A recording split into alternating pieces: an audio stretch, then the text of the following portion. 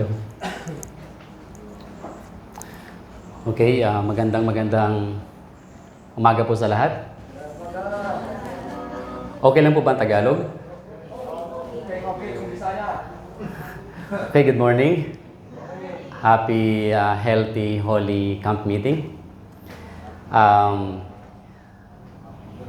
Bago po ang lahat, nais kong pasalamatan ng Panginoon sa oras na ito, sa pagbibigay ng opportunity, sa invitation ni Kuya Noy, at sa buhay na ipinagkaloob niya sa akin, at means para maka-attend po ng isang banal na pagtitipon. So, purihin po ang Panginoon sa bagay po na yon. At ang task na naibigay po sa akin ay magbigay ng current events in connection sa Bible prophecy, at ang fulfillment ng Bible prophecy, hindi para takutin po tayo, kundi magkaroon po tayo ng kagalakan na ang mga bagay ay nagaganap sang-ayon sa salita ng Panginoon. Sabi nga po ni Peter, we have a more sure word of prophecy. So mga kapatid, with that in mind, nais ko rin pasalamatan ng inyong pong presensya sa bawat isa. At I try to speak English for time to time so that our visitor will understand. But many of the slides were English, so you can understand. So mga kapatid, as we go along, bago po tayo magsimula, I want to ask you to pray with me so that we can invite the Holy Spirit as well as to make our hearts ready for the Word. Let us pray. Heavenly Father, we thank you so much for the goodness and mercy and grace. We thank you for this opportunity to eat thy word, to meditate upon it. As you have promised in the book of Psalms, David says, we meditate day and night. Thank you so much for thy goodness and mercy. We ask your Holy Spirit to dwell with us. We ask for the rain. Please help us ready. Let the umbrella put out and we catch the rain from you. Give us the heavenly bread as we partake, and give us more of your Spirit so that we may behold you and be changed according to your likeness. Thank you so much. You sent you Jesus to be with us. In Jesus' name we pray. Amen. Okay. Mga kapatid, ang atin pong team ay Lives Through Treasures. And then ang atin pong message for the day is about the forming the image of the beast. So gusto kong basahin, bago po tayo magsimula ang isang quotation, setting the stage ng ating pag-aaral sa current events, sa Christ Subject Lesson 342. Sabi diyan, mga minamahal, our time belongs to God. Every moment is His, and we are under the most solemn obligation to improve it to His glory. Of no talent He has given, will He require a more strict account than of our what? Our time. That's why I connected the time as one of the life's true treasure. You see, mga minamahal, marami ngayon ang merong health. Marami ngayon ang merong money. The so-called treasures. But they don't have the time. So, isa po ito sa talent na pinapahalagahan o binigyan ng kahalagahan sa atin ng ating Panginoon. You see, gusto ko mag-quote ilang mga Bible scriptures, mga kapatid, establishing the time as one of the treasure. Si Jesus, nung siya po ay pumunta sa sanlibutan, mga kapatid, siya po ay nagpahalaga sa kanyang time. Even si Satan ay nagpapahalaga sa kanyang time, knowing that he has but a what? A short time. You see, si Jesus, at the age of 12, siya po ay pumunta sa Jerusalem. First time, maka-attend ng Passover, at nalaman niyo doon ang kanyang mission. And beginning that time, sabi po sa Desire of Ages, kanyang minameditate ang kanyang mission. 12 years, naganap ang kanyang mission, siya po ay 33 years old. About 31 AD. So for 21 years, pinaghandaan po niya ang bagay na yon. That's why, sa John chapter 7, sabi ni Jesus, "My time is not yet come." Mga minamahal, kinakailangan maunawaan natin that time is treasure. Sabi sa John chapter 10, verse number 6, "Then Jesus said unto them, My time is not yet come, but your time is always ready." So the point that I am making today is to know that this is our time. This is God's time that we must allow God to use us to manifest His glory. Because we are living in the right time and in the right place to give glory to God. Amen, mga kapatid? Okay. Now, si Jesus, mga minamahal, sa kanya pong travel, sa kanya pong journey sa sanlibutan ito, He focused on two things. First, the work, the character, and the second, the time. You see, mga kapatid, what is more important, the work or the time?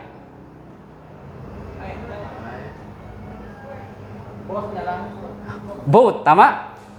Yes. You see, mga minamahal, sa may mga tao na may mga project. So they have the work and the time. They need to finish the project on time. Tama po ba? And they need the time to finish the project and they need the project on time. So, sa atin mga kapatid, two things ang kinakailangan natin maunawaan today. We have a work, and that work is to manifest the character of Christ. Is that the work? Yun po yung work na ginawa ni Jesus. You see, mga minamahal, sa Gethsemane, sa John chapter 17, sabi niya mga kapatid, now it's the time. Sabi niya, I have glory. Okay, John chapter 17. Go with me sa John chapter 17. Sabi ni Jesus, mga kapatid, I have glorified thee on the earth. I have finished the work which thou gavest me to do. So, alam ni Christ yung kanyang work. And that work is to manifest the glory. To what? I have glorified thee on the earth. To manifest the Father's glory. To demonstrate the Father's character. That is the work. And He know the time. I have finished the work. That's Gethsemane. And then 3 days later, ano sabi niya? It is finished. So we need to finish the work before the finishing time. Are you with me, mga kapatid? So we have a work to do. The revival and reformation, we have a work to do. And we have a time, a limited time in which to do it. Sabi sa early writings, I believe sa page 74, sabi doon, the time is almost finished. Do you reflect the lovely image of Jesus as you should? Do we reflect? So that is the work, to reflect the character of God, and we have the time. You see, mga minamahal, sa 144,000, meron pong isang tribe doon na ang pangalan ay the Issachar. One of the 12, the Issachar, sabi ng Bible, they have the gift. And this gift is to understand the time. That's why, mga kapatid, in every camp meeting, there should one na magkinakailangan mag-present ng prophecy. Because that is a gift of 144,000. So, go with me sa book of Chronicles. 1 Chronicles chapter 12. 1 Chronicles chapter 12. Sabi sa verse number 32, 1 Chronicles chapter 12, and verse 32. And of the children of Issachar, which were men that had understanding of the times. So yan po ay talent na pinagkaloob ng Panginoon sa atin. To know what Israel ought to do. So, they know the time, and they know what to do. You see, mga minamahal, meron ako nabasang isang article, sabi doon mga kapatid sa atin, everyday, kailangan magkaroon tayo ng list ng ating mga gagawin. And then maglagay tayo ng time kung kailan natin yung kinakailangan i-accomplish. Because mga minamahal, kung wala tayong list at wala tayong time, we will waste our time. Mag-cellphone lang tayo maghapon, o matulog maghapon, and then natapos yung buong maghapon, natapos yung buong day, na wala tayo natapos. You see, ang understanding of time and the talent of time and the time and the work ay nilagyan ng Panginoon both sa atin. You see, mga minamahal, the name Seventh-day Adventist consists of two principles. The seventh day is what? Is the time. Are you with me? Is seventh day a time? Yes. How about the work? The Adventist. Adventist, it means we are waiting. That is our work. So the two principles, mga kapatid, that the life true treasures are what? The work and the time. So as a denomination people, yes, we are independent ministries and groups here, mga kapatid, but we must understand this principle. As a Seventh-day Adventist, as a group of people, not in one group, I mean, as a principle. Nakuha niyo, mga kapatid? Nakuha niyo po ba ako? So are we Seventh-day Adventist in principle? So, we must understand that we have a work and we have a time. That's in our name. Am I right? Okay. So, gusto kong basahin ang nakalagay sa Great Controversy 594. Before his crucifixion, the Savior explained to his disciples that he was to be put to death and to rise again from the tomb, and angels were present to impress his words on minds and hearts. But the disciples were looking for temporal deliverance from the Roman yoke, and they could not tolerate the thought that he in whom all their hopes centered should suffer an ignominious death. The words which they needed to remember were banished from their minds, and when the time of trial came, is there a time? Yes, a time of trial came. It found them unprepared. The death of Jesus has fully destroyed their hopes as if he had not forewarned them. So in the prophecies, the future is open before us as plainly as it was opened to the disciples by the words of Christ. The events connected with the close of probation and the work of preparation for the time of trouble are clearly presented. So ito po ba ay work natin, mga minamahal kapatid? Unlike sa disciples of old, hindi po ganoon sa atin.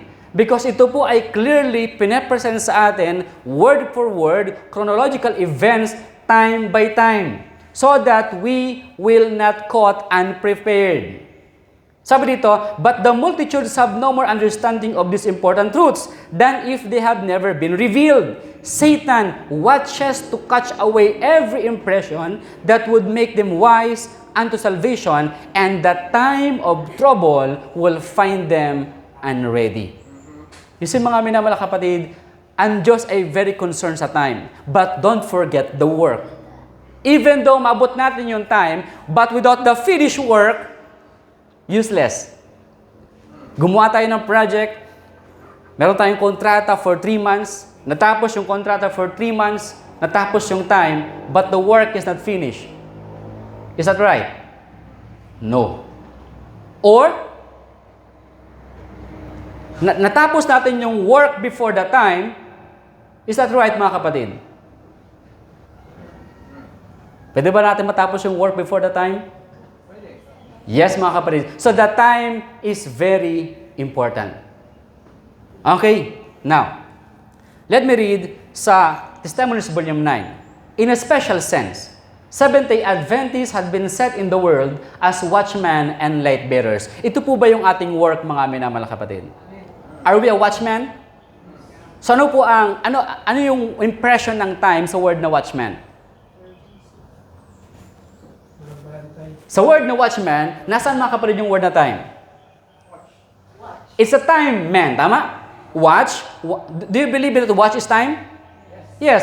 We are a time man. We are a watchman and light bearers. To them has been entrusted the last warning for a perishing world. On them is shining wonderful light from the Word of God. They had been given a work of the most solemn import. What is that? The proclamation of the first, the second, and the third angels' messages. There is no other work of so great importance. They are to allow nothing else to absorb their attentions. So here we have the time and we have the work. Are you with me? So we have the time and we have the work. Now mga minamahal, if you heard that time is prolonged, mahaba pa yung time. We need to stay in this earth for let me say for 200 years. Are you going to finish the work? No. What if asa mga nag-o-office, what if ang iyong pasok ay 6 o'clock ng morning? And then nagising ka, natulog ka ng 8, nagising ka ng 12. Anong gagawin mo? Ang pasok mo ay 6 na umaga, nagising ka ng 12 ng hating gabi. Anong gagawin mo? Tutulog ulit. Tama? Nagising ka ng 1. Nagising ka ng 2. Tulog ulit. Nagising ka ng 3. So what if nagising ka ng 5:30? Yes, mga kapatid. So, ang purpose ng pag-aaral na ito is to give you the urgency. Okay po? Kasi mga minamahal, si Jesus, meron siyang pattern sa preaching. Samahan niyo ako sa Mark chapter 1. Mark chapter 1. Nung dumating yung go signal, nang si John the Baptist ay namatay, alam niyo mga kapatid, si Jesus, alam na niya yung kanyang work. You see, anong work ni John the Baptist? The work of John the Baptist is to prepare the way of the Lord. Yes, mga kapatid, nung si John the Baptist ay namatay na, nung si John the Baptist ay nahuli, nung si John the Baptist ay pinugutan ng ulo, now si Jesus, alam na niya ang kanyang work. Because na-prepare na yung kanyang work. Sabi sa Mark chapter 1, verse 14, now, after that John was put in prison, then Jesus came into Galilee preaching the gospel of the kingdom of God. So, kailan si Jesus nag-preach openly sa Galilee? When John was put into prison. So, that is the go signal. Now, he know the time. Then, mga kapatid, ito yung kanyang preaching. And saying, the time is fulfilled. The kingdom of God is at hand. Repent ye and believe the gospel. So ito po ay 4, mga minamahal kapatid, na outline. First is that time is fulfilled. So saan si Jesus nakafocus? Number 1 is the time. Kasi mga minamahal, even si Jesus, alam niya kung kailan yung time to preach the gospel. You see, nung siya binaptize ni John the Baptist, yung prophecy sa Isaiah chapter 60 ay na-fulfill sa kanya. The Spirit of the Lord has anointed me to preach the gospel to the poor. Then sinabi niya, the time is fulfilled. That give us the urgency. That time is fulfilled now. And then what? The kingdom of God is at hand. Now, Jesus began to preach the gospel. At ano naman ang kanyang gospel? Repentance and believe the gospel. Repentance and faith. Are you with me, mga kapatid? Are you with me? Okay, ating pong pag-aaralan ang bagay na ito. So, as a Seventh-day Adventist, do we believe that this is our work? But we need to know the time. Because without the time, hindi natin alam when to start and when to finish. So, marami sa atin, we take every direction. We take every moves, but we need the go signal. We need the time. And yun mga kapatid, we have the perfect time. Nung na-raise ang Seventh-day Adventist noong 1833 to 1844, that was the fulfillment of the blowing of trumpets. Am I right? Hindi second coming ang mangyayari noong 1844, tama? That was the Day of Atonement. But before the Day of Atonement, 10 days prior, the Day of the Atonement is the blowing of trumpets. Am I right, mga kapatid? Alam niyo ba yung seven feasts? The feast of the Passover, the feast of the first fruit, the unleavened bread, the feast of the first fruit, the feast of Pentecost. Then after Pentecost, 10 days before the Day of Atonement, ay ang blowing of trumpet. At nangyari po yun kay William Miller. The blowing of trumpets, 1833 to 1844. Nag-blow ng trumpets in preparation sa Day of Atonement. Are you with me? So, ang naganap mga kapatid ng 1833, to 1844 ay the blowing of trumpets. That's the go signal, that's the signal mga kapatid, that the time of atonement is come. At nangyari yon noong 1844, the Day of Atonement. So nagkaroon sila ng tatawag na disappointment kasi inisip nila yung appointment ng 1844 ay second coming. Whereas, ang appointment ng 1844 ay Day of Atonement. Am I right? Now mga kapatid, the same po sa atin. It is time to preach the loud cry message because we are in the right time and in the right place to preach the Day of Atonement and the closing of probation. Are you with me mga kapatid? Now, let me give you proof mga minamahal. Now, sabi dito, sa letter 209, we are as a people in danger of giving the third angel's message in such an indefinite manner that it does not impress the people. Why mga minamahal kapatid? Kung gigisingin mo nag-o-office ng 6, gigisingin mo siya ng 12 midnight, meron bang sense yung pagising mo sa kanya? Wala, tama? So, kinakailangan yung ating message, sabi diyan, our message is a life and death message. And we must let this message appear as it is. So, kung gigisingin mo yung nag-o-office ng 6 a.m., ng 5 a.m., meron bang sense, mga kapatid? Yes. So, we are living now in the right time and in the right place. So, we must understand, mga kapatid, ng bagay na ito. Okay. Ano nga ba ang laman ng third angel's message? It is a warning against the beast, the image, the mark, the name, and the number. So, five messages under ng third angel's messages. Okay, mga kapatid? Sabi diyan, and the third angel followed them, saying with a loud voice, if any man worship, number 1, the beast. Who is the beast? The papacy, tama? The image. What is the image? And who is the image? The America. Amen? What is the mark? What is the mark? It's a Sunday, the mark of the beast. Sunday keeping when it becomes the law of the land. What is the name of the beast? What is the name of the beast? Character Satan. Yes, it's the character name. It means the character. The name of the beast. It may be, hindi tayo tumanggap ng mark of the beast, pero kung ang ating character ay same ng beast, then we receive the what? The name of the beast. And the number, which is the 666. So, may mga pag-iba pag-aaral doon. Gusto kong point, mga kapatid, is, ito yung mga bagay na kinakailangan nating ibigay na warning sa buong sanlibutan. Am I right? Sa ibang pag-aaral po yan. Now, mga kapatid, gusto kong mag-focus tayo sa dalawang image na ito. Ito yung first beast at ito po yung second beast. Now, who is the first beast again? The papacy. Ang ating topic is the forming of the image of the beast. And who is the second beast? America. The America. Question mga minamahal, when? Kailan magiging image of the beast ang Amerika? Okay, that's the question. Sunday law. At atin pong tutugunan. Okay mga kapatid? So, ang goal ng mga minamahal is to give you the time. Okay po?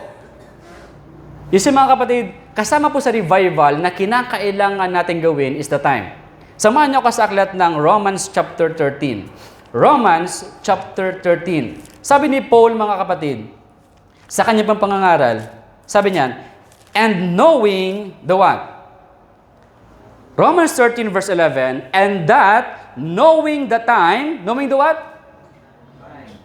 Now is a high time to awake out of sleep, for now is our salvation nearer than we first believed. The night is far spent, the day is at hand. Let us therefore cast off the works of the darkness, and let us put on the armor of light. So sa dalawang verse na ito, 11 and 12, binigay sa atin yung dalawang principle, the time and the work. Ano pong inunan ni Paul na ibigay? The time or the work? It's the time. Sabi niya, now it's a high time to awake. So what is the time? The time to awake. What is the work? To put off the work of darkness and to put on the work of light.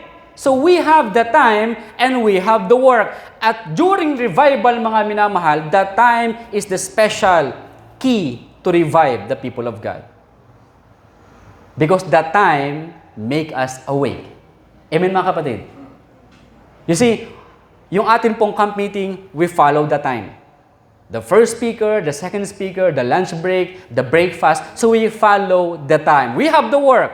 What we must follow is strictly the time. So without knowing the time, no one can awake. You see, mga kapatid, the parable of the 10 virgins? Nakatulog po ba sila? But during midnight, there was a cry made, "Behold, the bridegroom cometh, go ye out to meet him." Meron po ba nang gising sa kanila? Yung pang nanggising tulog o gising? Alam ba nung nanggising yung time? Yes, kasi nakita niya, yung bridegroom cometh. Now he knows the time. Now he can now awaken the other virgins.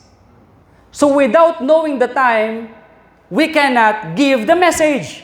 We cannot awaken the people. So first know the time. Okay, let me give you mga ilang quotation in which to prove that the second beast is America, and kailan ito magiging image of the beast. Okay, this is from Great Controversy 440, paragraph 1 and paragraph 2. Speaking of the beast coming from the earth, sabi dyan, it must be sought in the Western continent. Not in Europe, not in the old world, but where? In the Western continent. Sabi dyan, what nation of the New World was in 1798 rising into power, giving promise of strength and greatness, and attracting the attention of the world? The application of the symbol admits of no question. One nation and only one meets the specification of this prophecy. It points unmistakably to what, mga kapatid? To the United States of America. Now, question is, what is the image of the beast? Great Controversy 443. But what is the image of the beast and how is it to be formed? The image of the beast by the two-horned beast and is the image of the beast. It is also called an image of the beast. So, then to learn what the image is like and how it is to be formed, we must study the characteristics of the beast itself, the papacy. So para ating maunawaan yung image of the beast, the forming of the image of the beast, kinakailangan natin muna tingnan yung papacy, the beast. Magkapares ba ang principle ng first beast sa second beast originally? No. Kasi ang first beast, ang papacy, ay union of church and state. Ang second beast, yung kanyang two horns, the republicanism and Protestantism, ay separation of church and state. So, kailan magiging image of the beast ang Amerika? When the church and state unite. Are you with me, mga kapatid? So, does it unite? Ngayon ba, ay nag-unite na sila? Hindi pa. Okay, mga kapatid? So, tayo po ay nasa forming. Okay, mga kapatid, done. Great Controversy 443. Ito yung mangyayari para ma-unite yung church and state.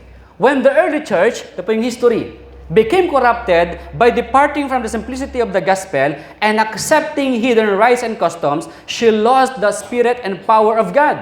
And in order to control the conscience of the people, she sought the support of the secular people. The result was the papacy, a church that controlled the power of the state and employed it to further her own ends, especially for the punishment of heresy. In order for the U.S. to form an image to the beast, the religious power must so control civil government, and that the authority of the state will also be employed by the church to accomplish her own ends. So, kailan mangyayari ang forming of the image of the beast? When the church control the state. The union of church and state. Okay, now, ano po yung highlight na mangyayari doon? Sabi sa 445 paragraph 1, when the leading churches of the U.S. uniting upon such points of doctrine as are held by them in common, shall influence the state to enforce their decrees and to sustain their institutions. Then, Protestant America will have formed an image of the Roman hierarchy. And the infliction of civil penalties upon dissenters will inevitably the result. So, post-timer din mga kapatid. So gusto kong makita nyo yung point ng mga minamahal. Ang Amerika po ba the only country ang pwede mag-form ng image of the beast? Yes. That's from the prophecy. But when? Kailan ito mangyayari? So you see, we know the work now. We know the work na kinakailangan mag-form yung second beast ng image to the papacy. But the question is when? And the second parallel mga kapatid is, kapag nangyari yon, sabi ng quotation mga minamahal, mangyayari yon before the close of probation. And yun din yung time na sinasabi ng Panginoon sa atin that our likeness ay kinakailangan matransform into the image of Christ. Yun din yung time na yon. That's why we live in the perfect time and in the perfect place para gawin natin ang bagay na yon. Now, gusto ko ipakita sa inyo mga kapatid yung timeline ng sanlibutan. Ito yung timeline ng New World Order. So we have a different study sa bagay na yan. So mga kapatid, beginning 2020, ito po yung lockdown, tama? And then 2023, yung declaration ng New World Order. It has already begun.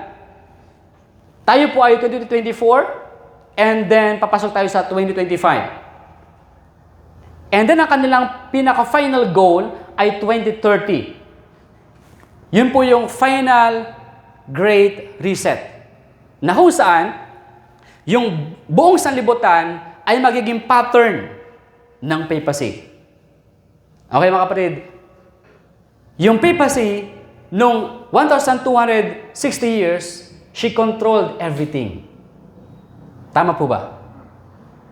For 42 months, 1,260 years, the Dark Ages, yes mga kapatid, by 2030, ay ang pagbangon ng Second Dark Ages. So we have a few more years left.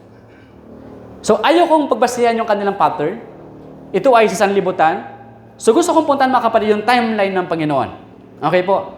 But before natin puntahan yung timeline ng Panginoon, we must understand this one truth. Sabi ni Peter sa atin mga kapatid sa 2 Peter chapter 1, 2 Peter chapter 1, sabi niya sa verse number 12, 2 Peter chapter 1, and verse number 12, wherefore I will not be negligent to put you always in remembrance of these things, though you know them, and be established in the present truth. Okay mga kapatid? Ano po yung present truth? That is the prophecy. Sabi niya sa verse 19, we have also a more sure word of prophecy. And then sa chapter 3, binigyan niya sa atin yung principle. Sa verse number 8, sabi niya mga kapatid sa atin, but beloved, be not ignorant of this one thing. So in order for us na masagot natin yung problem, be not ignorant of this one thing, that one day is with the Lord as 1,000 years, and 1,000 years as one day. The Lord is not slack concerning His promise. Nang pa siya mga minamahal. Yung bang promise ng Panginoon ay naka-based on time. That's the promises of God based on time. Yung si mga minamahal si Abraham, si Abraham po ba ay naka-receive ng promise ng son? In his way, nagmadali si Abraham sa si Sarah. Kinuha si Agar para magkaroon ng anak. Is that God's way? No. That's man's way. So ang promised child ng Panginoon kay Abraham ay in the perfect time and in the perfect place kay Sarah. Naalala ko yung question kahapon. Yung mga kapatid, late lang nila na-discover na yung Mount Sinai ay nasa Arabia. You see, sa Galatians chapter 4 and verse number 5, I believe, sabi doon that Mount Sinai is in Arabia. It's in the Bible. Yes, it's in the Bible. That Mount Sinai is in Arabia. Nakalagay na doon. But the specific place, siyempre, hindi natin alam. Okay? Na mga kapatid. So gusto ko makita niyo mga minamahal, do you agree with me that one day is 1,000 years? Yes, that's prophetic time. Now mga kapatid, how many days kinreate ng Panginoon ang sanlibutan? How many days does God created the heaven and the earth? In 6 days. And in the 7th day, God ended His work. Okay. Meron bang work ang Panginoon sa lupa? That's the plan of redemption, right? Okay. Kailan, when is the right time that God will end the work? You see, God changeth not. Hindi nagbabago ang Diyos, tama? Meron siyang pattern. So yung work ng 6 days ng creation ay same ng work na binigyan ng Panginoon sa atin for 6,000 years. Si Satan ay binigyan ng work to work his own creation, but God will end that work because on the 7th day, God ended this work. When is the day that God ended the work? In the 7th day. So do you believe that we have 6,000 years here in earth to stay? Let me read the quotation, mga kapatid. The Desire of Ages 759, paragraph 2. It was God's purpose to place things on eternal basis of security. And in the councils of heaven, it was decided that what? Time, you see, must be given for Satan to develop the principles which were the foundation of his system of government. So binigyan si Satan ng time. Okay, Satan, you have the time. And how many time ang binigyan kay Satan? It's 6,000 years. To create his own government. He had claimed that these were superior to God's principles. Time was given for the working of Satan's principles that they might be seen by the heavenly universe. And how many time, mga kapatid? 2 quotations. Great Controversy 552 paragraph 2 and 518 paragraph 1. Thus, under a new disguise, the great rebel still carries forward his warfare against God, begun in heaven, and for nearly how many years? 6,000 years continued upon the earth. The great controversy between Christ and Satan that has been carried forward for nearly 6,000 years is soon to close. So, when the time close? 6,000 years. So, we know, mga kapatid, that we have 6,000 years. Are you with me? Okay, mga kapatid. Another, Great Controversy 518, we have 6,000 years. Now, question, mga minamahal. Turn with me sa book of Revelation. Revelation chapter 17. Revelation chapter 17. Revelation 17 and verse number 12. It speaks about the last hour. The what, mga kapatid? The last? So how do I know na malapit na ang Christmas? So we don't celebrate Christmas, but that's the word. How do I know na malapit na ang Christmas? Without looking sa calendar, without looking sa time. Malamig na, tama? So pwede may bagyo, malamig din. So kapag nakita na natin yung event, tama? Ano yung mga event na malapit ng Christmas? Nagsasabit na sila ng parol, tama? Christmas tree, naglagay na sila ng mga lights, then marinig mo na yung mga Christmas song, then you know na malapit na ang Christmas. Pero merong last hour ng Christmas. Tama, kapatid? So, basa natin ng Revelation 17 and verse 12. Sabi dyan, and the 10 horns which thou sawest are 10 kings, which have received no kingdom as yet, but receive power as kings 1 hour with the beast. You see, mga kapatid, since alam ni Satan yung time, pinaghahandaan ba niya yung last time? Yung last hour? What do you feel kung inyo pong marinig, mga kapatid, at maunawaan that we are living in the last hour? We are living in the last hour. Yan si mga kapatid, sino po sa inyo nakagawa ng calculation?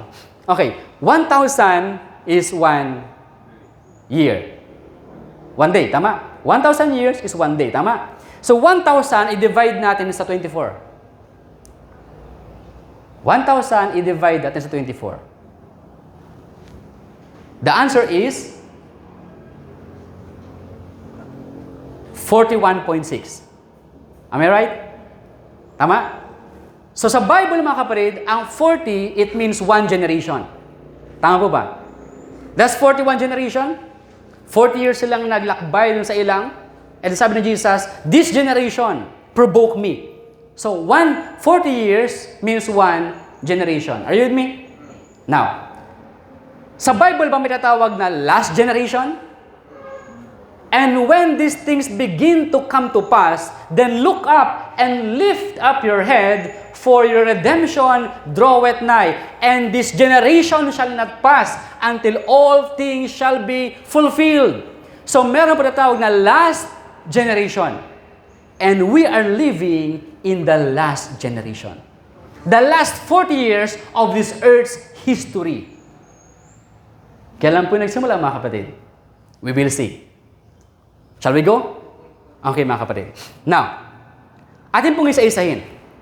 Gumawa ako ng 3 bracket para i-close yung mga years. Number 1 mga kapatid. The first 2 bracket from Adam to Noah ay 2,000 years. The second bracket from Noah to Jesus is 2,000 years. Here's the quotation. Christ was standing at the point of transition between 2 economies and their 2 great festivals. He, the spotless Lamb of God, was about to present himself as a sin offering, that he would thus bring to an end the system of types and ceremonies that for how many years? 4,000 years had pointed to his death.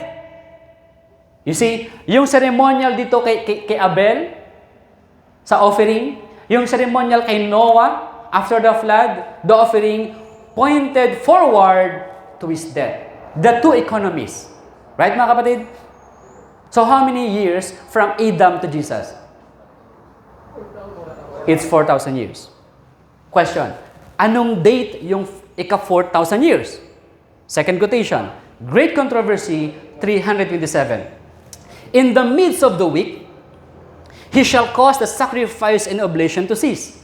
In AD 31, 3.5 years after his baptism, our Lord was crucified. With the great sacrifice offered upon Calvary, ended that system of offerings, which for 4,000 years had pointed forward to the Lamb of God. Type had met anti-type, and all sacrifices and oblations of ceremonial system were there to cease. So what is the date? Now, ang date ba ako ang naglagay o si Sir White ang naglagay?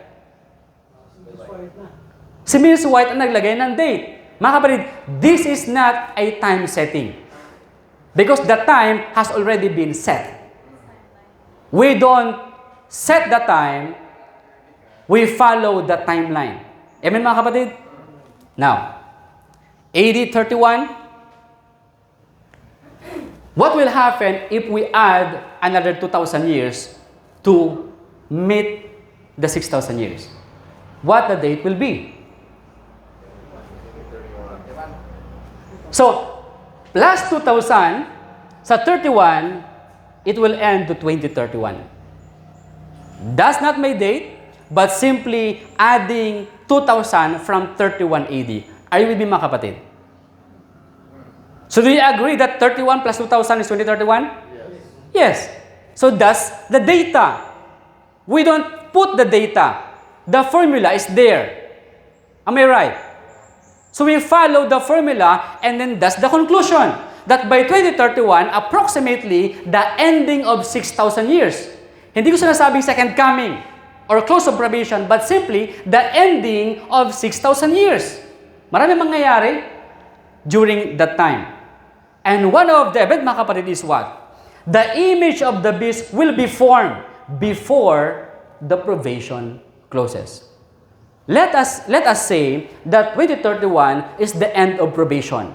So, anong ina-expect natin within 7 years? The forming of the image of the beast. Am I right, mga kapatid? Ngayon po bang time na ito, 2024, na form lang image of the beast? United na ba yung Church and State sa Amerika? Hindi pa. Tama po ba? Hindi pa sila united. Tama, kapatid? Now, so, we have remaining 7 years. According sa 6,000, Bible and Spirit of Prophecy. Are you with me, mga kapatid? Do you follow? So, I have no time setting because the time has been already set. This is a timeline from the Lord na binigay ng Panginoon sa atin. That's why we cannot awaken the people of God without knowing the time. Now, it's a high time to awake out of sleep because our salvation is what? Is nearer than we first believed. Imagine, noong 1844, they believed that Jesus is about to come. But that's 180 years after sa atin sa ngayon. And then, ang Panginoon ginigising tayo ngayon that we have a 7 more year left for the completion of 6,000 years. No one knows kung dumating ang Panginoon before that time, during that time, or shortly thereafter. No one knows. But simply, mga minamahal, I am telling you that it's already 5:45 and you need to be at office at 6. So are you going to awake? To wake up? Yes, mga kapatid. Pag uwi natin sa ating mga tahanan, we have this good news. That time is no longer. And this it's in our generation that we can see the coming of our Lord Jesus Christ. Is that the good news? So you are not happy of it? Kayo po ba yung masaya? Well, sa may mga pangarap pa, of course, di ka magiging masaya. Pero sa mga matandaan na, of course, magiging masaya ka. So, I put no on words, but simply calculation. Okay, mga kapatid? Alam niyo ba sabi ng mga businessmen, data do not lie. Tama? Does data lies? No. Except you change the data. But the only date that God given us is 31 AD. And then the only years is 4,000. And then we simply add 2,000 and we have the conclusion that by 2031 is probably the ending of 6,000 years. Here it is, mga kapatid. Please correct me kung mali yung aking calculation. Is my calculation right? 6,000 years for millennial 6 days? Each day for a year? 4,000 years pointed to his date, that 31 AD. 4,000 plus 2,000 equals 6,000. Then 31 plus 2,000 equals what? 2031. Now, again, the image of the beast will be formed before the probation closes. Now, mga kapatid, gusto kong sabihin sa inyo that we don't set time.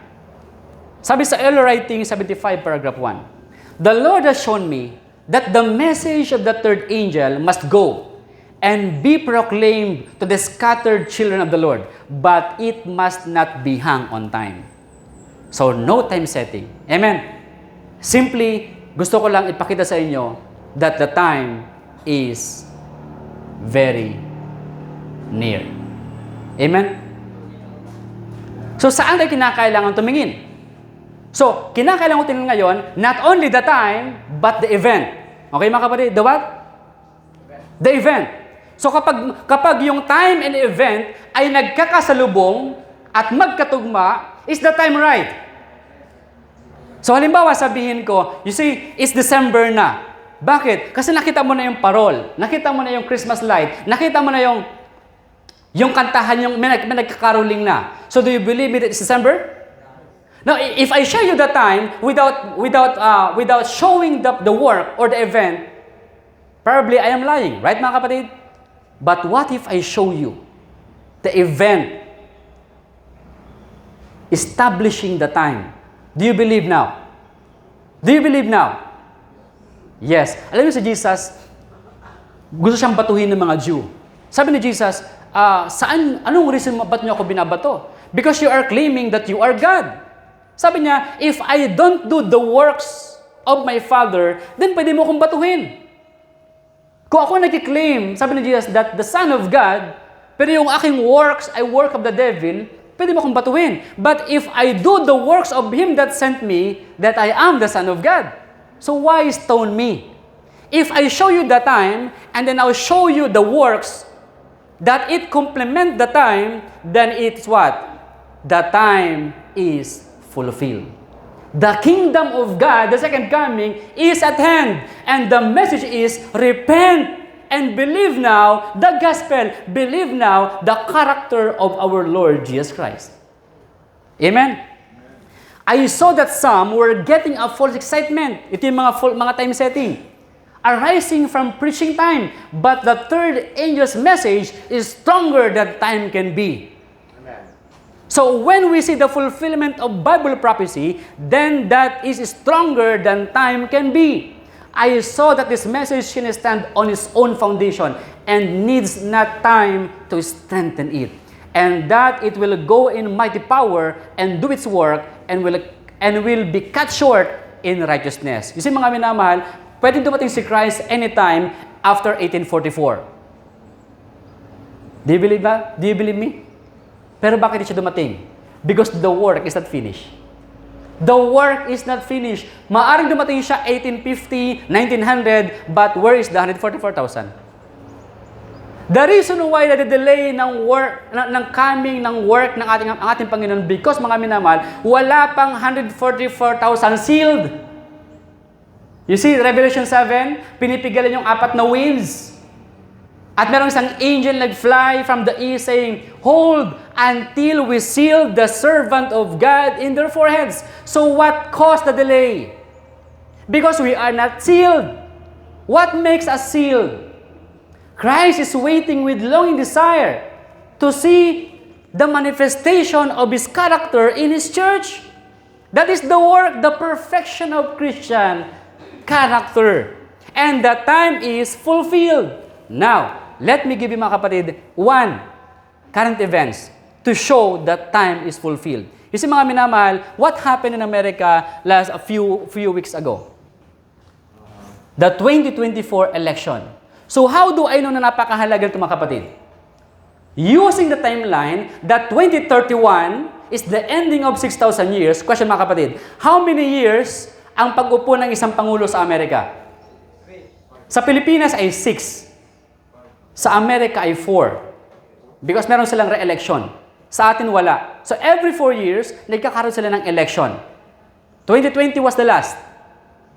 Then 2024, up to 2025, ito po yung election. So, maari ba mga minamahal? So, okay. Since ang image of the beast ay mapo-form before the close of probation, let us say that 2030, kanilang nilagay tama, the Great Reset, is the second dark ages, the close of probation. Let us say, sino ang nakaupo sa posisyon?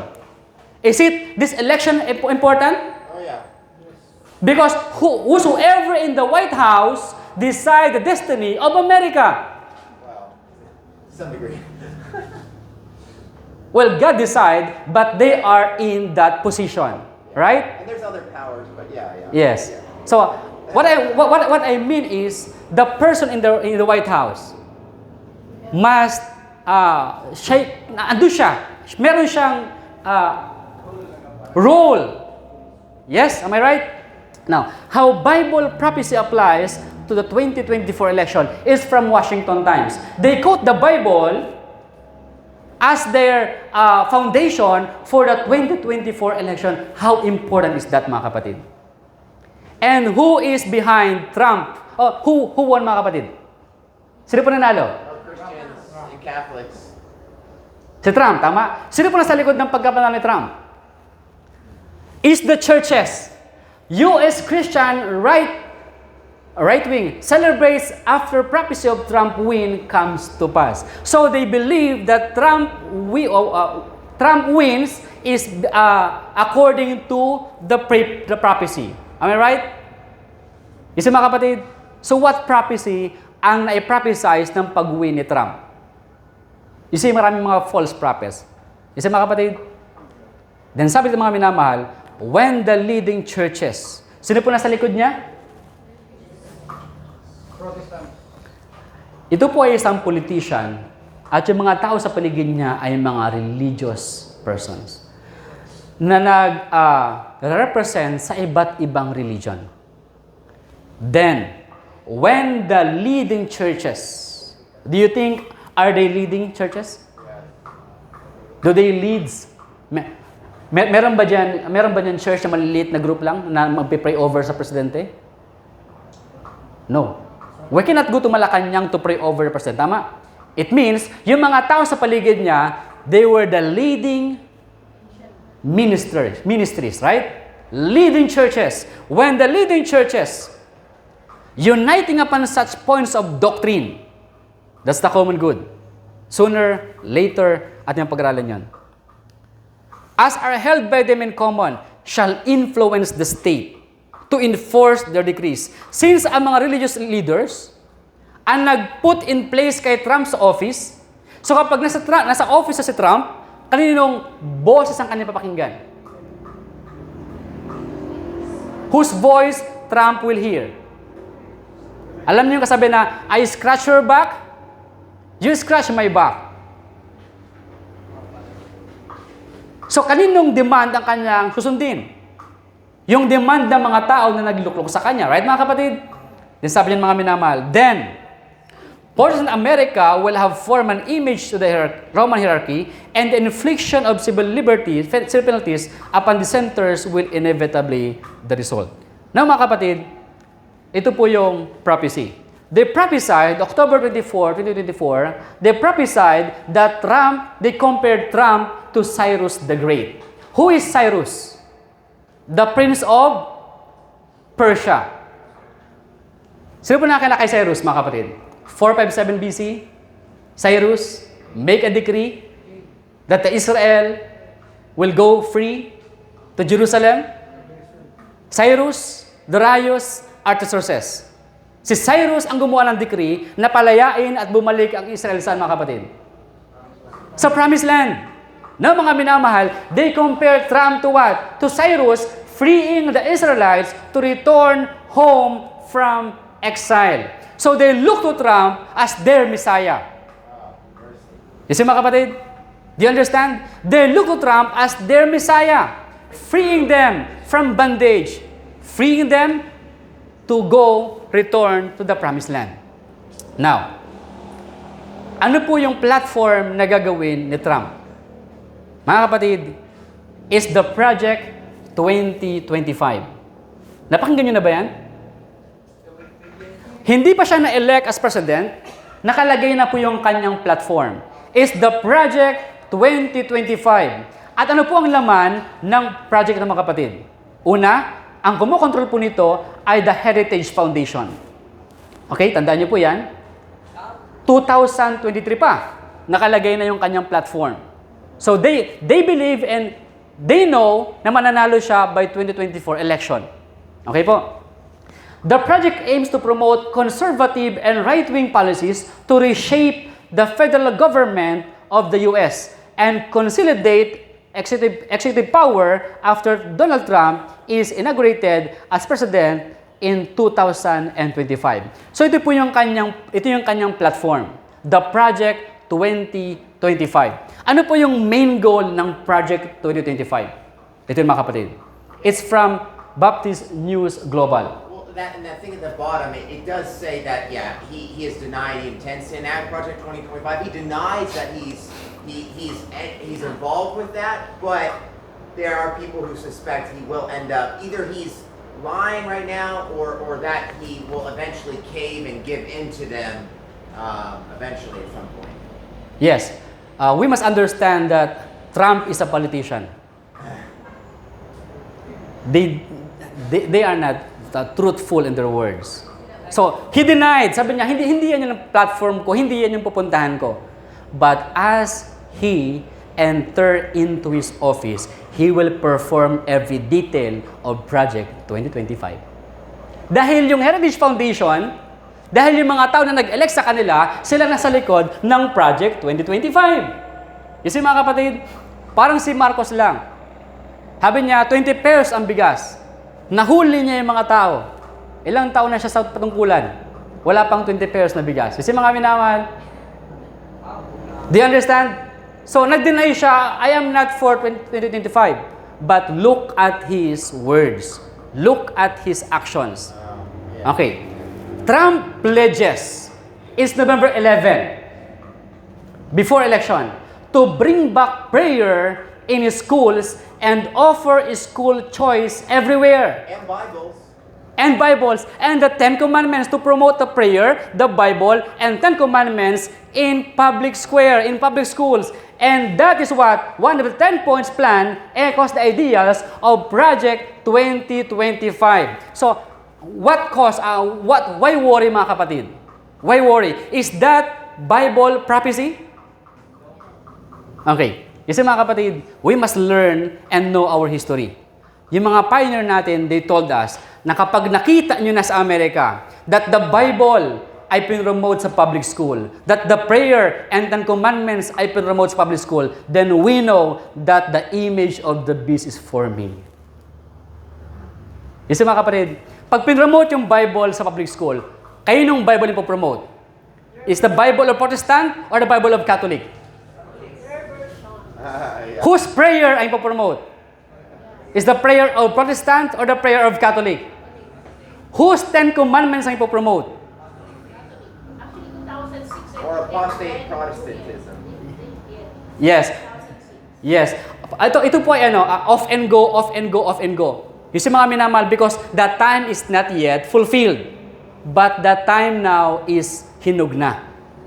You see, Satan tries to implement Sunday law every time.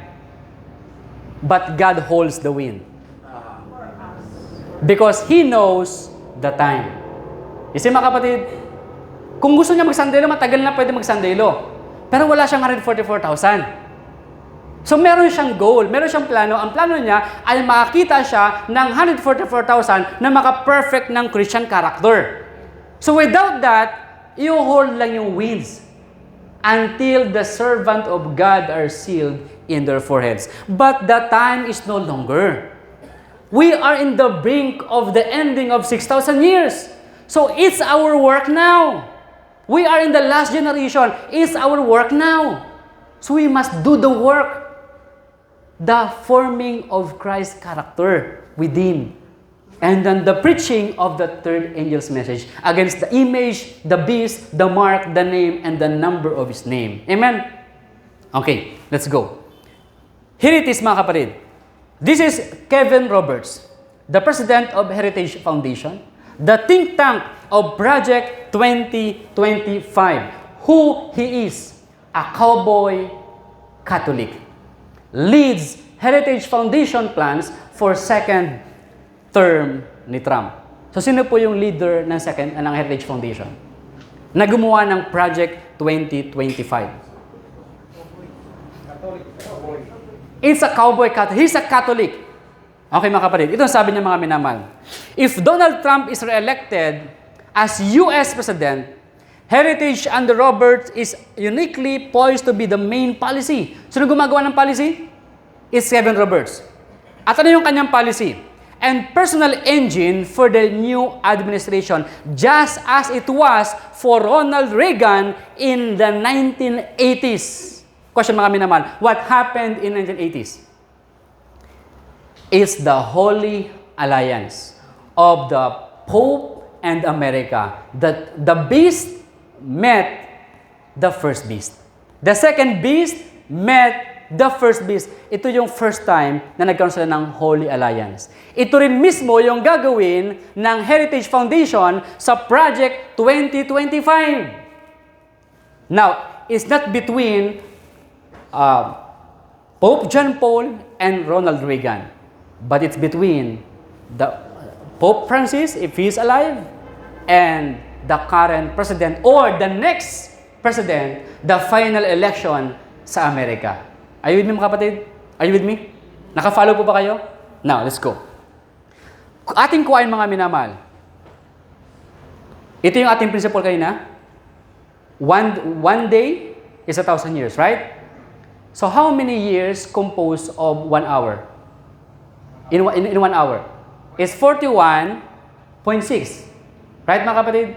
So assuming that 2031 is the ending of 6,000 years, mag-minus tayo ng 1 hour. What date comes? 2031 minus 41. Right? 1 hour is 41 years. Tama, kapatid? Okay, pakita ko sa inyo computation. 1 day, 1,000 years. 1,000 years, divide 24, 41.6. So using that formula, 2031 minus 41.666 equals what? 1989. What year, mga kapatid, naging presidente si Ronald Reagan? Is what? It's 1980s. Meaning, mga kapatid, 1980s to 1989, ito po yung last hour ng sanlibutan. Are you with me? Is the last hour? The last hour? 2031 minus 41, because 41 is 1 hour, we came to a conclusion that 1989 is the last hour. Then ating basahin again, Revelation 17 and verse number 12. And the 10 horns which thou sawest are 10 kings, which have received no kingdom as yet, but receive power as kings 1 hour with the beast. 1 hour with the beast? 1 hour with the beast? Who is the beast, mga kapatid? It's the papacy, right? And who is the king? They are the presidents. All the presidents sa buong sanlibutan, they unite with the papacy to demise communism. That was in 1980s, 1989, mga minamahal na kapatid. Nakuha niyo po ba? Sinong kalaban ng World War I and World War II? Is that communism? So, they unite, the whole world, the kings of the earth, they unite with the beast para talunin ang communism. But now, they will unite against the people of God. And the dragon was wrought with the woman and went to make war with the remnant of her seed in the last hour. Are you with me, mga kapatid? So are we living in the last hour? You see, alam natin yung parable of the what's that? Matthew 20, the laborers, the 11th hour. Kailan dumating yung nag-finish ng work? Kailan sila hinayar? In 11th hour. So are we living in the last hour, mga kapatid? You see, ako po ay masaya because I was born in 1989. Meaning, mga minamahal, God raised me in such a time like this to live in the last hour of this earth's history. And not only me, but all of us, because we are all alive. We are all in the land of the living in the last final hour of this earth's history. Are you with me, mga kapatid? Are you with me? So are we the last generation? Even the alphabet, the generation 1980 to 1989, they called the generation Z, the last generation in world alphabet. Do you believe that? Now, mga kapatid, let's go. Even the Time magazine, noong 1989, ano po ang lumabas? One generation passed away. Time magazine. And another generation cometh, but the earth abided forever. Now, ito yung kanilang headlines. Ito yung kanilang headlines. Planet of the year, 1989, another generation cometh. Because they believe that 1989 is the last generation. No. The millennials, I mean. Millennials. And last generation is 1990. Okay po. Sorry. Millennials is 1989. 1990 ay yung last generation. Okay, mga kapatid? Sabi dyan, no, not forever. But by that time, scientists predict the sun will have burned up so much of its own hydrogen fuel that it will be expanded and incinerate the surrounding planets, including the Earth. This year, the Earth spoke like God warning Noah of the deluge. Its message was loud and clear, and suddenly people began to listen, to ponder what portends the message held. Now, question, mga kapatid. Yan din ba yung message ng 2 Peter chapter 3? You remember the worlds of old, destroyed by the water? But now, the heaven and the earth now. Anong sabi din mga minamahal? will be destroyed by the fire. The heaven will melt. Ito rin yung mga kapatid. And speaking of Noah, and speaking of the last generation, be not ignorant of this one thing, that one day of the Lord is 1,000 years to us. And then finally, God is not slack of His promise. Yes, mga kapatid, we are living, hindi pa nakikita, wala pa tayong nakikita naman mga kapatid. Sino presidente sa Pilipinas in that day, 1989? That's Marcos under Ronald Reagan. Ronald Reagan, it's Marcos. Okay mga kapatid, si Marcos ay nag-warn kay Ronald Reagan sa kanyang ginagawang compromise sa beast. Gusto niyo marinig yung sinabi niya? Ito sabi niya, mga minamahal. Kapag ang Amerika ay na-fail sa kanyang pag-unite dun sa beast, and then will come the second dark ages. Listen. Okay.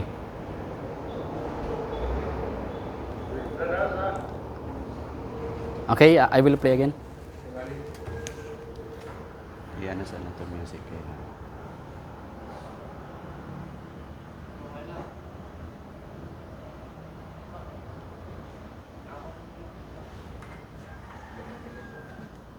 Ganyan lang.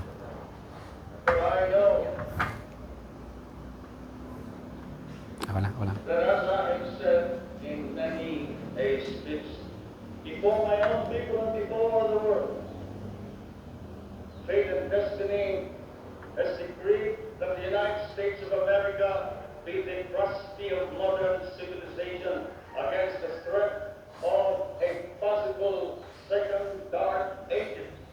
Okay, let's pause right there. Mga kapatid, meron po bang threat sa panahon niya ng Second Dark Ages? Meron bang threat sa panahon ni Marcos ng Second Dark Ages 1989? Is that the holy... Alam ba ni Marcos, mga minamahal, yung Dark Ages? Alam po ba niya yung Dark Ages? Do you think alam ni Marcos yung Dark Ages? Yes. Siya ay presidente, binanggit niya yung term na yon. It means alam niya yung Dark Ages. Right, mga kapatid? Tama po ba? Meron ba siyang knowledge about Dark Ages? Di sinabi niya, ang Amerika ay nilagay ng Panginoon against the possible threat of Second Dark Ages. And if America fail, then the world is lost. Sabi niya, mga minamahal. Kasi nakita niya yung alliance ng Amerika at ng papacy. Kapag nangyari ito, then that is the Second Dark Ages. But like na sabi ni Sister Risha, it's on and off. Right? On and off, on and off. Now mga kapatid, let's go sa atin pong time ngayon. Let's go sa ating time ngayon. It's Project 2025. So plus 4 years, it's going to end 2029. Right mga kapatid? Tama po ba? So whosoever President of the US ngayong election, ngayong 2025, ay magsaset ng stage for the 2031 closing of 6,000 years. So whatever mangyayari this coming years, it will set the stage for the coming mark of the beast. Ayun yung mga kapatid. Ito po pinapakalaga sa ating panahon sa ngayon. Listen, ito po ay from CNN. Oklahoma State Superintendent announces all schools must incorporate the Bible and the Ten Commandments in curriculum. Ito po ba yung goal ng 2025 project? Ito po ba yung platform ngayon ni Trump? Question mga kapatid. Kaninong Ten Commandments ang kanilang i-implement sa schools? And we read sa Book of Maranatha, I forget the page, sabi doon, when America, magpatupad na siya ng Mark of the Beast, then the other nations will follow her example. That's why ang Mark of the Beast ay magsisimula in America and then what? Into all the world. Am I right? Am I right mga kapatid? Am I right? Okay. Then possible ba ito yung kanilang 10 Commandments? Then possible ba ito yung kanilang 10 Commandments from the Catechism, they change Saturday to Sunday? It's not the third commandment, it's the fourth. Yes, and they erase the second commandment and make it the third commandment. But sa original, mga kapatid, kaya ang question ko, what kind of commandments ang kanilang implement in schools? The commandment of men or the commandment of God? Listen mga kapatid, meron bang way para malakasan yung volume? Ito yung sabi ni Trump. Okay, try ko. Mahina kasi yung kanina ng Marcos. Ano pa yan? Christianity back into our lives and back into what will be again a great nation. Our founding fathers did a tremendous thing when they built America on Judeo-Christian values. Now that foundation is under attack, perhaps as never before. What can we do? Stand up, speak out, and pray that God will bless America again. I'm proud to endorse and encourage you to get this Bible. We must make America pray again. Pray, get educated, get motivated, and stand with me and the legions of Americans asking God to bless our great nation, to bring our great nation back, and to make America great again. I'm proud to partner with Lee in this offering. He's a very special man, both as a talent, but maybe even more so as a human being. He's very, very special. And I think you all should get a copy of God Bless the USA Bible now and help spread our Christian values with others. And there you have it. Let's make America pray again. God bless you, and God bless the USA. Ito yung kanyang election propaganda. Siya ay nagprint ng Bible. Then sinabi niya mga kapatid, let America pray again. Make America. Oo. Make America great again, and then make America pray again. Now question, to whom they will pray? Ang mga Amerikano po ba isa lang ang religion? Marami. As Protestant country, they accept also the Muslim, the Buddhist, the Taoist, etc. Marami. So, sabi niya, make America pray again. That is a civil law, civil decree to whom they will pray. And pinopromote niyang Bible, not Quran, meaning mga kapatid, that is to Christianize America. How about the other religions? You see? And then mga kapatid, kapag nangyari yon, ang Amerika ay magiging Christianized. Then, magkakaroon po ng theocracy in America by the coming years because of Project 2025. So ayaw kong pakinggan niyo sa akin, but one of the governor, James Del Talarico, siya po ay nagpo-protest against this. Alam na niya nangyayari sa Amerika. Wala ka sa Amerika mga kapatid, but they are protesting to show us ano mangyayari sa Amerika. Sinasabi niya mga minamahal that America is moving to theocracy. The union of church and state. You see mga kapatid, listen. I know what's coming because I see it every day at the Texas Capitol. They are testing these ideas in states like Texas before they take them nationwide.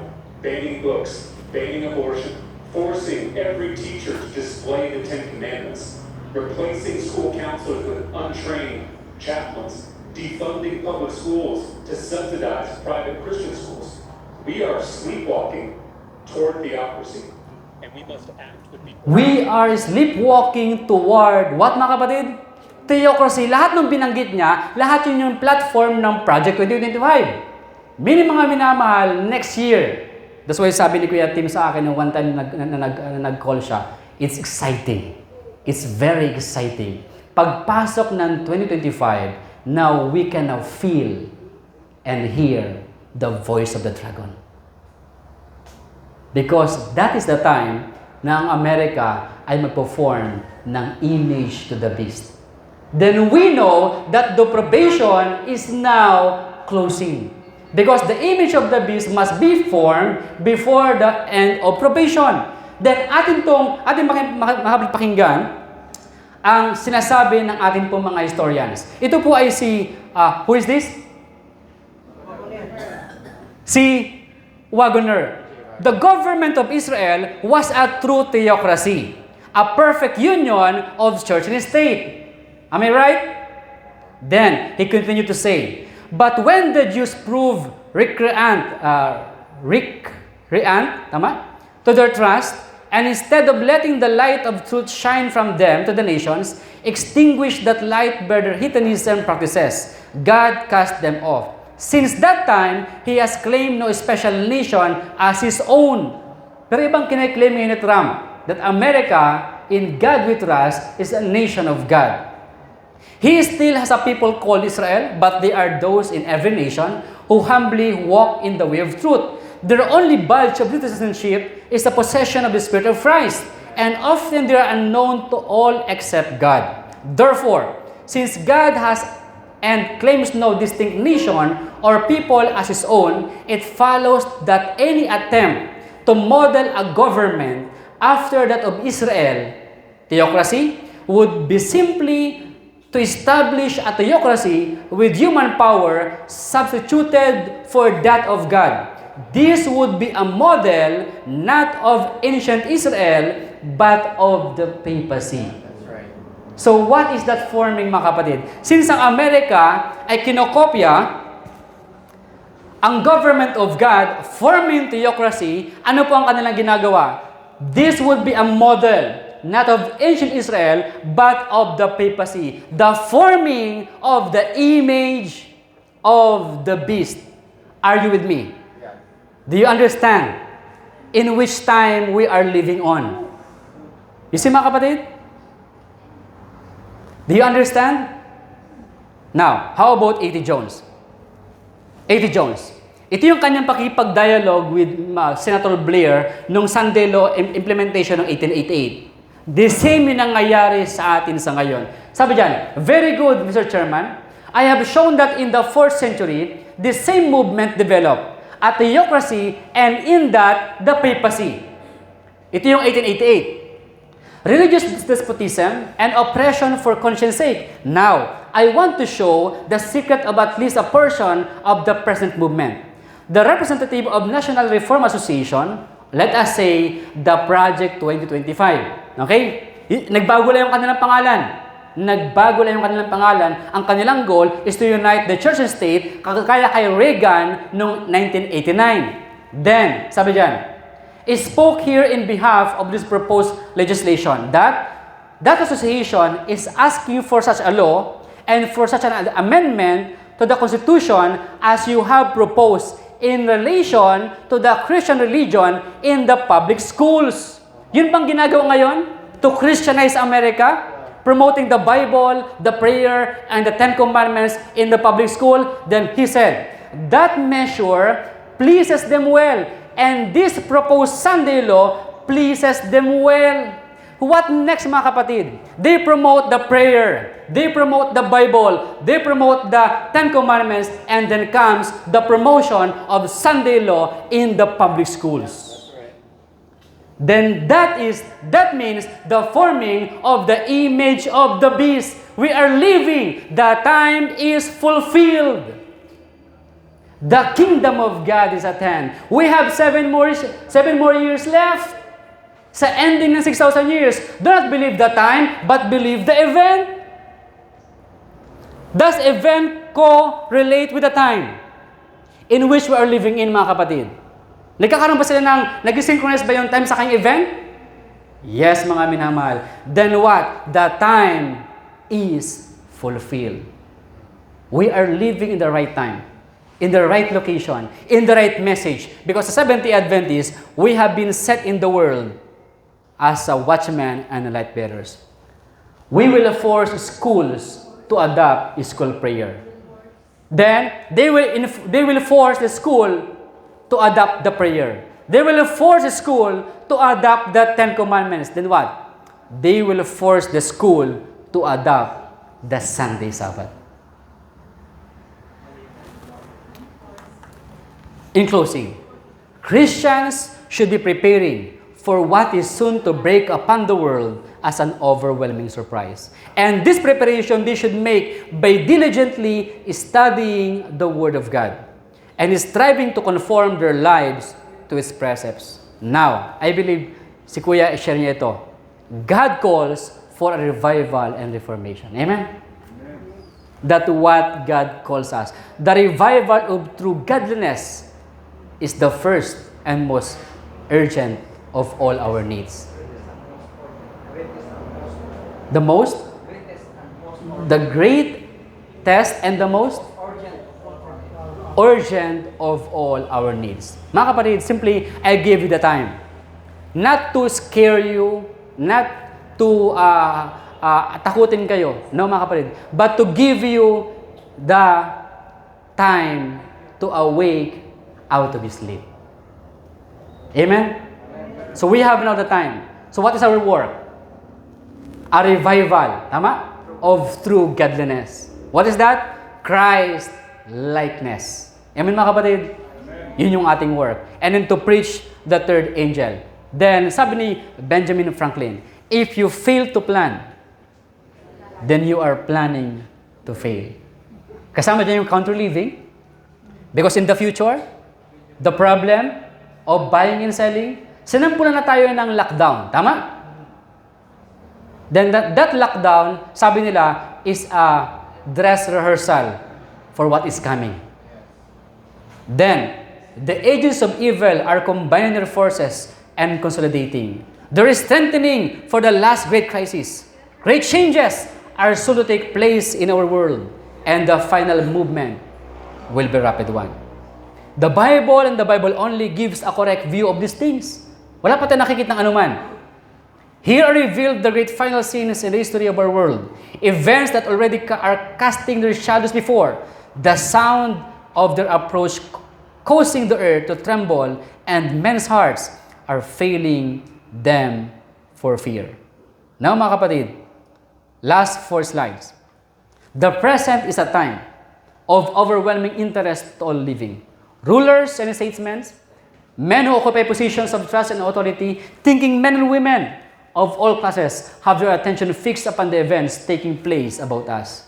So napakaraming mga nagbi-preach na may mga paparating na mga krisis sa harapan natin. Yes, that's true mga kapatid. God is trying to awaken us, to arouse us, because the time is very short. You see mga kapatid? But what is the last message to be given to the world? Last day events 200, Christ's Abdication 4:15. Those who wait for the bridegroom's coming are to say to the people, behold your God. The last rays of merciful light, the last message of mercy to be given to the world is a revelation of His character of love. So napakahalaga na ating maunawaan yung ating work. Our work is self-development.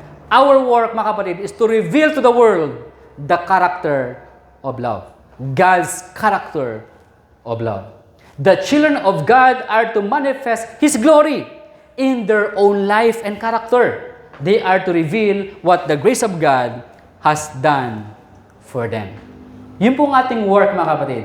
Aside sa pag-preach ng gospel, the third angel, makita sa atin, ano nga yung term ni brother elder kagabi? Country what? Evangel? Yes, makita sa atin yung mensahe.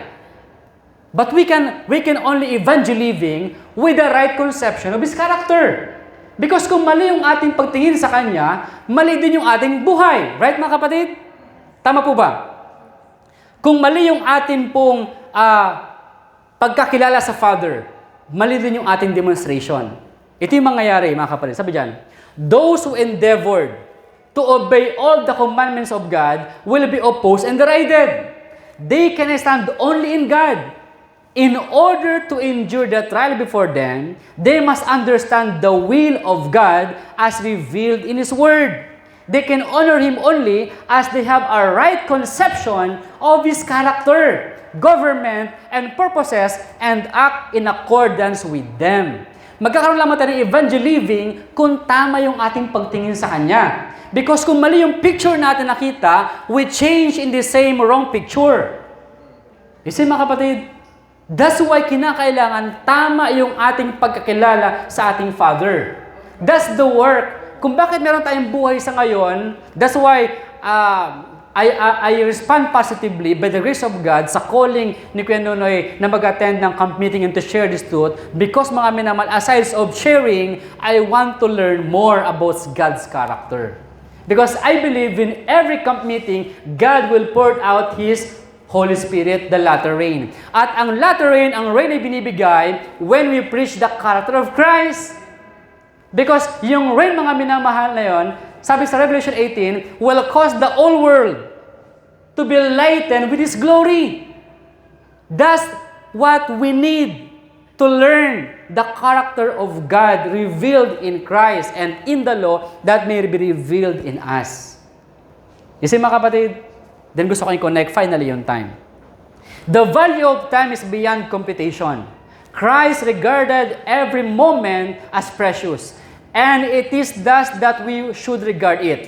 Life is too short to be trifled away. We have but a few days of probation in which to prepare for eternity. We have no time to waste, no time to devote to selfish pleasure, no time for the indulgence of sin. Yung time na binigay ng Panginoon sa atin, the 7 more years, it is now that we are to form characters for the future immortal life. It is now that we are to prepare for the searching judgment. Mga minamahal kapatid, the reason why we are alive today, it is time to form characters for the future.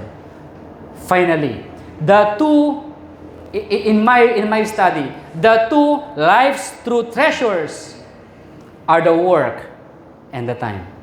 We must know the work of Him, and we must finish the work of Him that sent us. Because what? The time is no longer. Do we reflect the image of Jesus as we should? Time is almost finished. The time, the lesson that we have learned years, then we can learn it in a few short months. That quotation will be applied in our time. Mga kapatid, I hope na naunawaan po ninyo ating mensahe. I know ako po ay nag-overtime because the work is not finished. But now is the time. Tapos na po tayo. Let us pray. Our Heavenly Father, we thank you so much sa understanding, sa knowledge na patuloy po niyo pinagkakaloob sa amin about the time to form the character of your Son, Jesus Christ. Father, help us. Kung kami po ay nagising sa oras na ito, di na po kami matulog, kundi magpatuloy kami na magising at manggising ng iba and to do the work of preparation na amin pong may sa kabuhayan ang perfect character ng aming Panginoong si Jesus. Pagpalain po ang bawat isa, ipagkaloob po sa bawat isa ang pangangailangan, at tulungan po ninyo kami na mag-witness into all the world, and then shall the end come. Thank you, Father. Thank you, Jesus. Salamat sa Banal na Espiritu na patuloy po ninyo pinagkakaloob sa amin. In Jesus' name, Amen. Amen.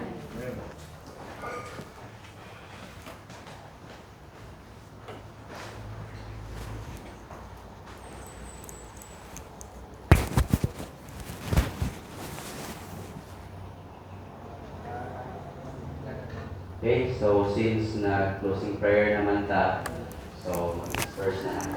Okay, so hopefully makabalik ta karong hapon para 2 o'clock. Thank you and God bless. Happy lunch.